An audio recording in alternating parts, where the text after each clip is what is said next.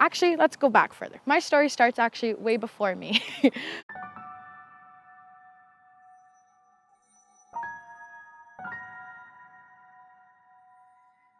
I've grown up on the Six Nations territory my whole life.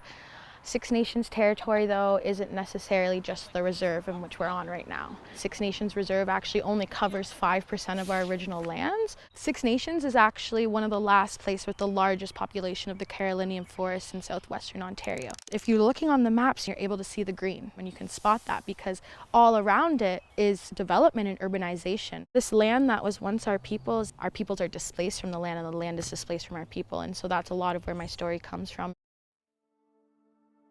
My parents met in Toronto as homeless youth at Horizon Shelter. My mom had run away from home, my dad had been kicked out, stories that happen to a lot of Indigenous youth. That's what my mom didn't want for me.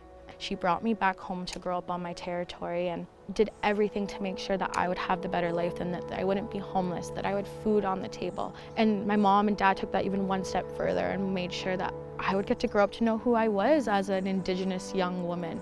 But, you know, you go through puberty, being mixed, that's definitely a big part, not living on reserve. We have rites of passage ceremonies for young Mohawk Haudenosaunee women, and I pushed all that stuff away. I was like, no, I don't want to do that. I didn't feel like it was mine necessarily, and I was searching for something I couldn't find. I don't know what I was searching for. With that, I was like, university, that's my answer. That's my ticket out of here. I lived this life of fun, friends, but very disconnected. Didn't see my family, didn't see my community. Eventually, I came home for the summer. There was a summer job at the local development corporation, and I got really excited. They were telling me I was helping with this clean energy transition. I was helping our community become healthier. But I was working in engagement, so that means I actually got to work with the community. And many members of my community did not want these projects. They did not feel that they were being represented. They did not feel that they were being heard. And even being told by a really close family friend that I was working for an evil person. I was working for the evil person. Now, to understand my community's reaction, you first have to understand that here in Six Nations, we have two distinct governing systems: the Haudenosaunee Confederacy and an elected band council.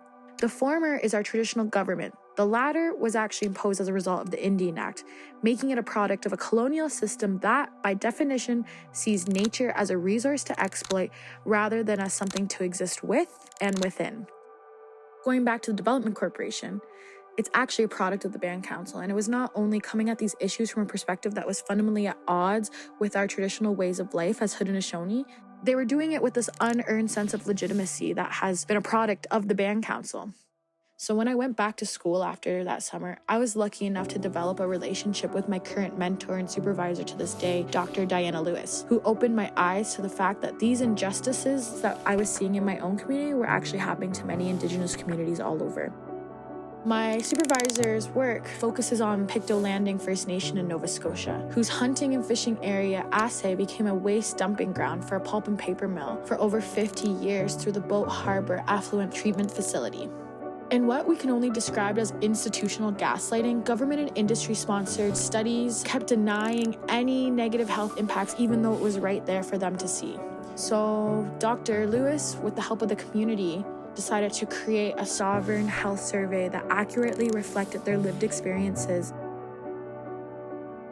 Getting to learn from someone who is thinking so deeply and critically about the relationships we as Indigenous peoples have to this land set me on this whole track of I will never be looking back. This is the work that I'm meant to be doing. And so with all that being said though, I was doing all this work and it wasn't in my community and it wasn't for my community. So that lingered on me. And in 2020, July 19th, land defenders in my community of Six Nations stood and said no to the Mackenzie Meadows development on the border of the Res and Caledonia. It started a months-long standoff to defend these lands and say no development is taking place on our lands anymore.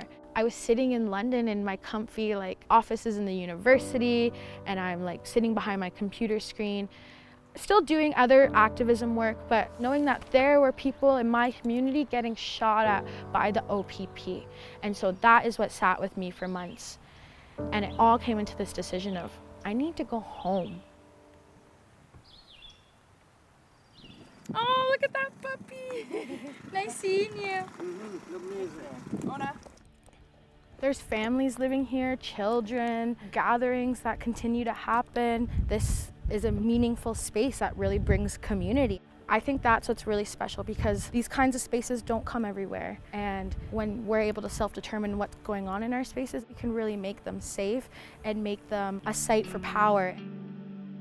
Governments and industry aren't able to make decisions for us because they don't think the same way we do. They don't have the worldview. They don't have those connections to the land that our peoples and our governance systems have. We see all this development, we see all these systems, we see the government has so much control. Our identity as Haudenosaunee is interdependent on the health and well-being of the world around us. And so we're unable to practice our ceremonies and be who we are and practice our languages when we're losing like the world around us, when we're losing our trees, when we're losing our plants, when we're losing our animals.